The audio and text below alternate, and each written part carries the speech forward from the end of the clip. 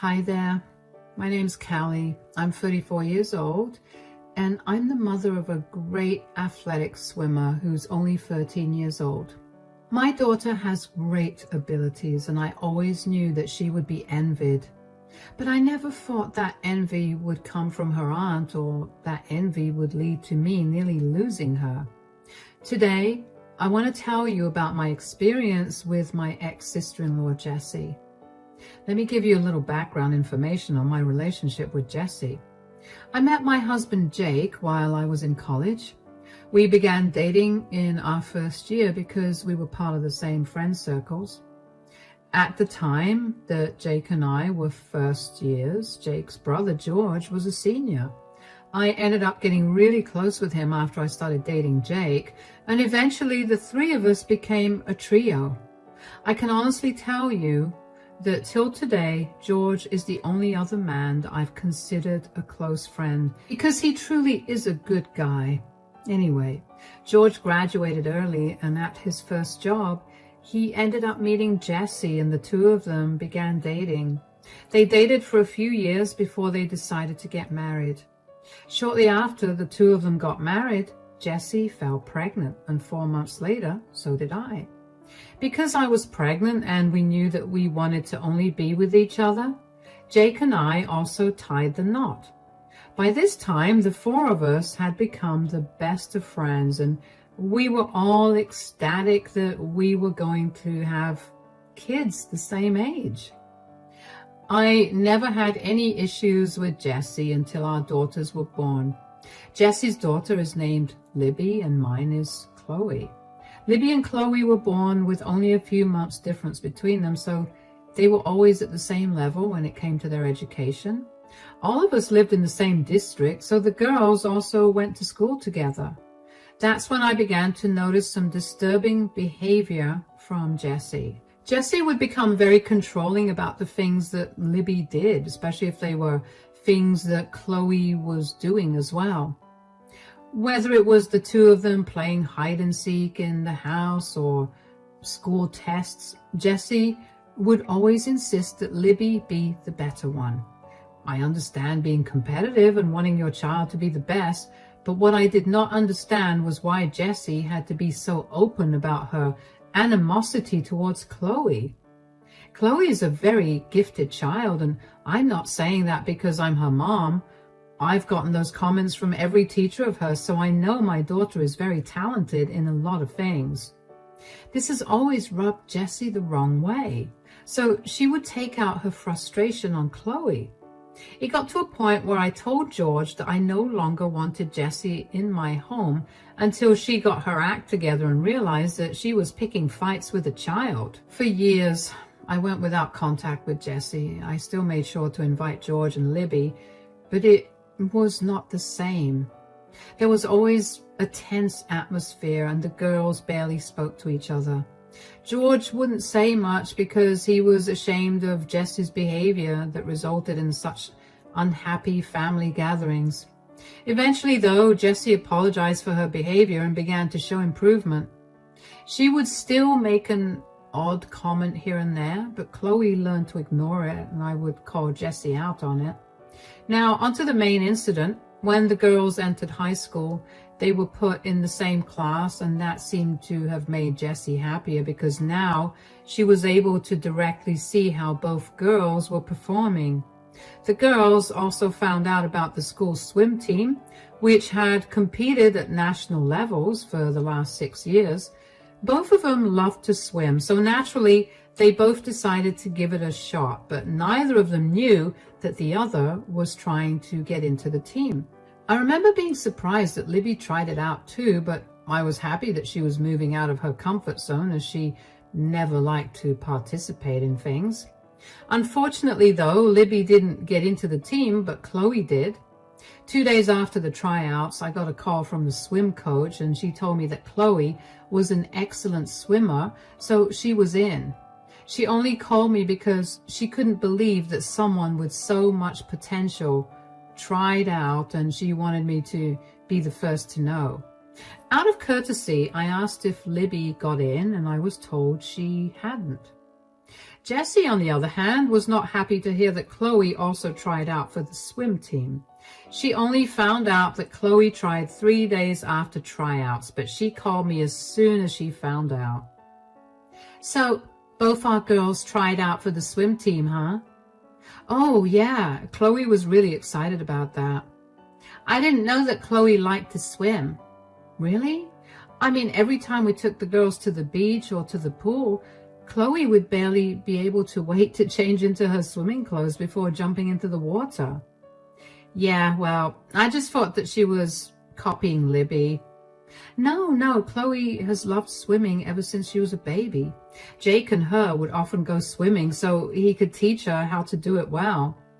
I see. Anyway, did you get back any information on the results of the tryouts? Yeah, the coach called me 2 days ago, but the results will be officially out tomorrow. What?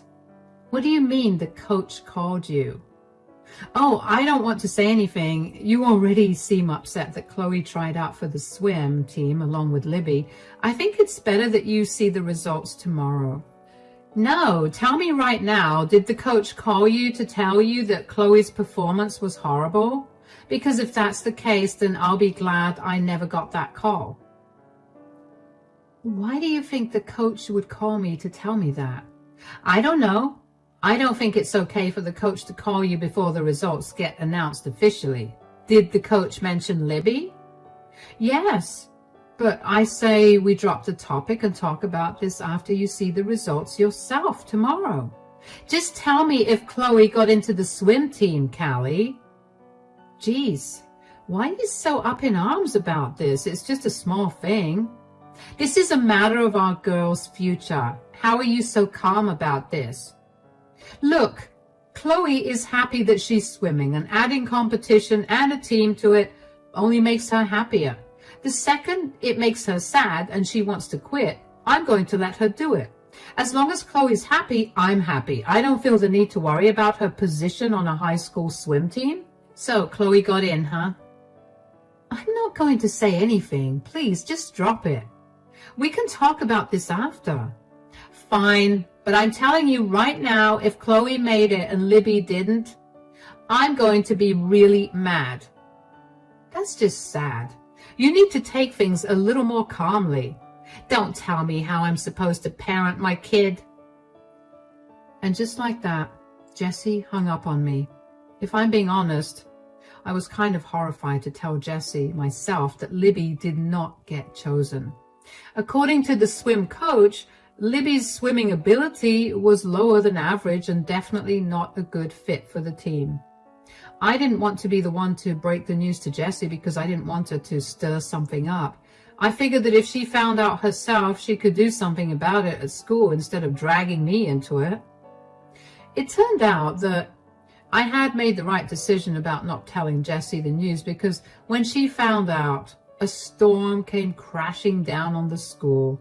I only found out because Jessie herself told me what she'd done when she called me the next day.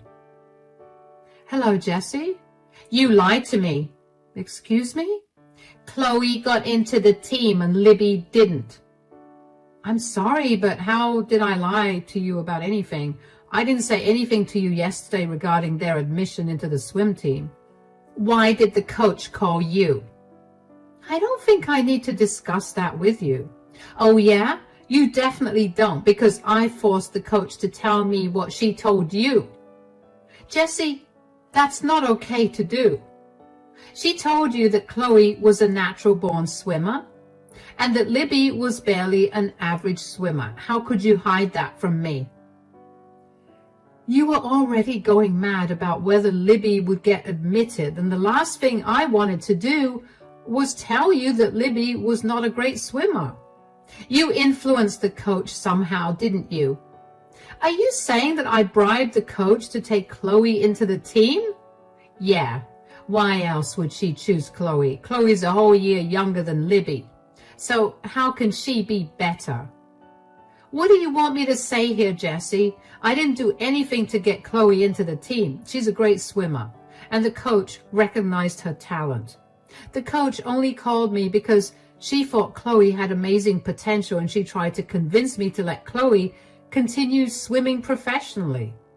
I asked about Libby out of courtesy, and the coach let me know that Libby was a good swimmer, just not great for a team. You can't possibly pit two tweens against each other because you're upset.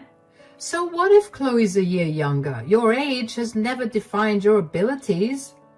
Don't try to act all high and mighty with me. I know that you did something to get Chloe into that swim team. Look, you can believe whatever you want to, but I promise you that I had nothing to do with Chloe getting into the swim team. Whatever she did it because she had the potential and her coach recognized it. Just don't make the girls hate each other because of this. I'm sure that with a little more practice, Libby can try again in a year and make it into the team. I don't want to wait a year for Libby to join the team. You've ruined her life. Jessie, please, stop being so dramatic. Shut it. Do not expect me to be nice to you or Chloe. Once again, Jessie hung up on me. I did not understand why she was so angry at Chloe for simply being good at something.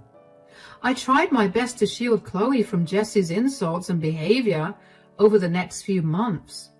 The issue was that Chloe and Libby were close now that they shared a class, but because Jessie hated that Chloe was on the swim team, she began to restrict Libby from hanging out with Chloe. If I stopped inviting Jessie over, then I was sure that she would not let George or Libby come over, and I did not want to lose them. Chloe learned to let Jessie's mockery roll off her back, but that would only irritate Jessie more. Eventually, I decided enough was enough and told Jessie to never come back to my house and to stay away from Chloe. As I predicted, George and Libby stopped coming over after that. George only texted me an apology, but I knew he felt torn between choosing between his brother and his best friend and his wife. Months passed that way, and Chloe was doing great on the swim team. Sometimes I'd run into Libby at school whenever I'd pick Chloe up, and I'd check in on her, but that was the extent of my conversation with her. And then one day I got a call from Chloe's school telling me that Chloe was found passed out in the locker room an hour into practice. I cannot even begin to tell you how scared I was. The school told me that she was rushed to the hospital, so I rushed there as well. And when I got there, the doctors were still conducting tests on her. And after a little while, Chloe's blood reports showed a high amount of sleeping tablets in her system. The doctors and nurses worked hard to flush her stomach, and when she was stabilized, they told me that she would wake up in a few hours. At that time, all I could think about was how lucky I was that the pills didn't kill my baby, and how she could have possibly gotten her hands on those pills. I ended up falling asleep when the panic settled, but I was woken up when Chloe called out to me. "Mom, why am I in hospital?" "Oh, sweetie, you're awake." "Yeah, when did I fall asleep? I remember going to the locker room and now I'm here. What happened?" "Well, the school called me at around 5 to tell me that you were found passed out in the locker room. The doctor ran some tests on your blood and the report said that you had a large amount of sleeping pills in your system. They had to flush the pills out of your system." "Why did you take so many pills? And how did you even get your hands on them?" "Sleeping pills? Mom, I swear I didn't take any sleeping pills. Why would I even take them right before swimming practice?" "Yeah, you're right. I'm not blaming you, sweetie. I'm just freaking out, okay? It was really scary to get that call." "I get that. I'm sorry for freaking you out, Mom." "No, you have nothing to apologize for, darling, but I do need you to help me figure out how you managed to ingest these pills." "Of course. I didn't eat anything at the cafeteria or from anybody else. I only ate the food you gave me and I only drank water." "Are you sure? You had to have ingested these somehow. Think harder, darling. Maybe you took a bite out of one of your friend's foods or something?" "No, Mom. All of them ate from the cafeteria and I was there with them the entire time, so there's no way that any of them could have slipped anything in the food. Even if they did, I didn't eat out of their plates at all. Also, they're my friends. There's no way that they would have did this to me. Okay, then did someone on the swim team give you a drink or something? Not at all. Wait, Libby handed me an energy drink today. I tried to tell her that I didn't want it, but she told me that Aunt Jessie had specifically bought it for me as an apology for her behavior. So I took it. You don't think that Aunt Jessie messed with the drink, right, Mom? I have no idea, but I wouldn't eliminate that possibility. Do you still have the drink? Yeah, it's in my backpack. All right, we'll send that for testing and we'll see. But for now, you need to rest up. You're going to feel woozy for a while. Yeah, I already feel like that. You can sleep, sweetie. I'll be right here. My head was swimming with confusion. I knew that Jessie did not like Chloe because Libby was unable to keep up with Chloe, but I never for even 1 second thought that Jessie would be capable of hurting Chloe. I knew that Libby would never hurt Chloe like that because Chloe's told me of how Libby always cries whenever she's at our place because she feels bad that Jessie treats Chloe badly and forces Libby to treat Chloe the same way. I sent the drink from Chloe's bag for testing, and in a week, I got the results. They were full of sleeping pills. I was enraged, but I knew I needed more information, so I headed to the school. Chloe was still resting at home, but word had gotten out in school, so everybody knew what had happened to her. I waited at the drop-off for Libby, and when I finally spotted her, I ran up to her. Hi, Libby, sweetie. Oh, Aunt Callie, I'm actually really busy. I need to head home immediately. Sweetie, please. I just need 2 minutes with you. I'll buy you some ice cream. It's a hot day, so I'm sure you'll like it. I'm not so sure. Mom told me to come back as soon as I can without stopping for anything or anyone. I promise you, it'll be okay. Besides, I'm your aunt, so your mom won't be too worried. How do you like the idea of an ice cream? Sure. All right. There's an ice cream shop right around the corner. Should we walk it? All right. While we're walking, I did want to ask you about something. I promise you I had nothing to do with what happened to Chloe. Sweetie, I didn't even mention Chloe. How did you know that I was going to ask about her? I mean, it seemed only natural that you would ask me about Chloe when, you know, she made it to the swim team and I didn't. I would never blame you for it or for being jealous. Are you jealous of Chloe, though? Absolutely not. I saw her tryouts and my gosh, she can really swim. As soon as I saw her and the other people who tried out, I knew that there was no way that I was going to get accepted into the team, and I'm completely okay with that. I'm sure that with a little practice. No, I don't even like swimming. What? But your mom? Yeah, she just wants me to do all the things she did in high school, and she gets mad when I don't. Oh, I'm so sorry. Yeah, I've learnt to live with it.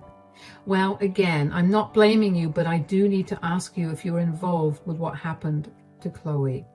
She hadn't had anything other than the energy drink you gave her before practice, and before that she ate food that I packed, and I know that there was nothing wrong with that. Could you please tell me if there was something wrong with the drink, because Chloe's blood came back full of some dangerous sleeping pills. What? Oh my God, I didn't know. Didn't know what, darling? Why are you crying, sweetie? My mom made me do it. I swear I didn't do anything. Calm down, darling. I saw Mom slip some crushed powder into the drink and she insisted I give Chloe the drink. I was concerned about it, but she convinced me that she added some extra protein to the drink. I didn't know that she put sleeping pills in the drink. Are you sure that your mom did this? Absolutely. I'm so sorry. Please don't report me to the police. Oh, sweetie, I won't do anything to you. Why don't we just have ice cream, okay? I promise you nothing will happen to you, okay? All right. I cannot even begin to describe the anger I felt when Libby told me that.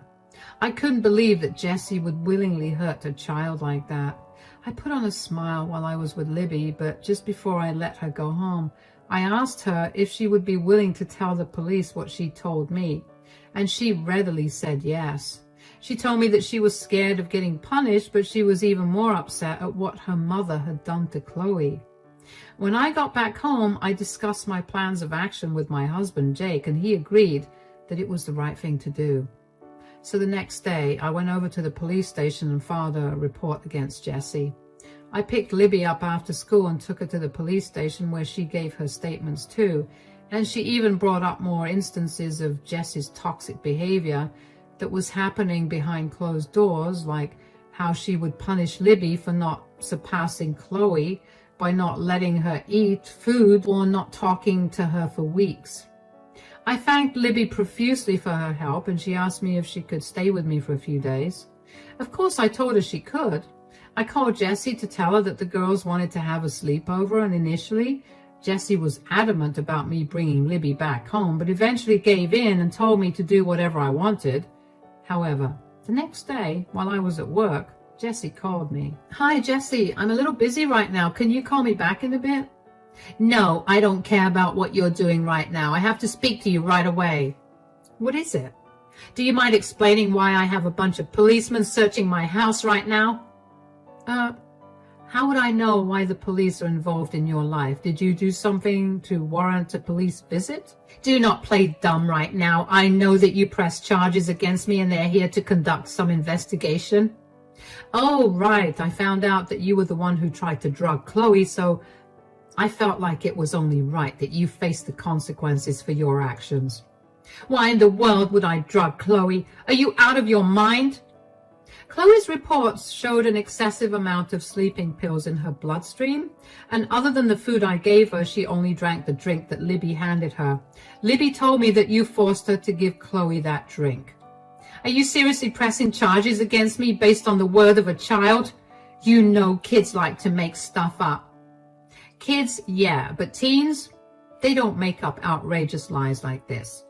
"Oh, believe me, you have no idea how calculating and manipulative teens can be. You need to drop these charges against me right away and get these stupid cops out of my house." "Why do you not want the cops in there? I mean, if you have nothing to hide, you shouldn't be so worried about a bunch of policemen snooping around." "I'm innocent. I just do not like people snooping in on my stuff. Look, I need to find out what happened to my daughter, and if what Libby said was true, you're going to suffer." "Okay, if we're going to trust Libby, tell me why I would even want to hurt a child." "If I remember correctly, you hated the fact that Chloe got into the swim team, that you desperately wanted Libby in. So what? You think I'm some pathetic, vengeful mom who hurt a child to get what she wants?" "Well, you said it, not me. And before you come at me, I want you to think back on how you've been treating Chloe ever since she got in. You were mean and you always ignored her. She tried to talk to you about it and all you did was tell her to leave you alone. Just because you couldn't behave like a mature adult doesn't mean that the law won't treat you like one. You have no proof of anything, and these cops won't find anything either. Stop trying to meddle in my life with your crazy theories." "I'm not trying to meddle with your life. I'm trying to get justice for my daughter, whom you have hurt. You're lucky you put just below the lethal amount of sleeping pills in her drink. If you think the drink was the problem, how are you sure that Libby wasn't the one who spiked the drink? Why am I being blamed?" "Wow, you have no shame, do you? How can you just throw your daughter under the bus to save your skin?" "I know it wasn't Libby, because she seemed genuinely distraught. She gave her statements to the police and swore they were true." "She what? That girl is going to regret messing with me. I want you to send her back home right this instant." "No, I will wait to hear what CPS has to say about this, and then Libby can come home. Good luck with everything. Bye." I remember faintly hearing Jessie trying to yell something, but I couldn't be bothered to hear the rest of it. I had been tired of trying to get to the bottom of things, and now that my answer was there, I was not going to let Jessie ruin it. I only wanted what was best and safe for my daughter, and if that meant reporting Jessie and ruining her life, then so be it. After that, things started to get a lot more intense than I anticipated. The police officers who were searching Jesse's house that day ended up stumbling upon a CVS receipt for the purchase of only sleeping tablets the day before Chloe passed out in the locker room. They questioned Jessie about where the pills were, but she insisted that she didn't know. And thankfully, one of the neighbors had a security camera that lined up directly with the sidewalk right outside of Jessie's house. So it managed to capture Jessie throwing something out in the garbage bin right before the garbage collectors came. The police officers kept hounding Jessie for information, and finally, she confessed to spiking Chloe's drink. Jessie was charged with assault, and after a really long trial, the charges were brought down to a misdemeanor since she was a first-time offender, and Chloe wasn't seriously injured. She was ordered to not only clear off the medical bills Chloe incurred, but also pay us a fine of $10,000, and she was also sentenced to 230 hours of community service. Aside from the trial, Jessie also had other things to worry about. Child Protective Services found Jessie to be an unfit parent, not only because she had coerced Libby into hurting Chloe, but also because Libby revealed that Jessie had been applying a crazy amount of pressure to outdo Chloe by using any method possible, even if those methods meant harming Chloe. All of that ended up taking a huge toll on Libby, which was why her grades kept falling. My brother-in-law, George, had had enough of Jessie's antics, and when he found out what she had been doing to Libby, he decided to get a divorce.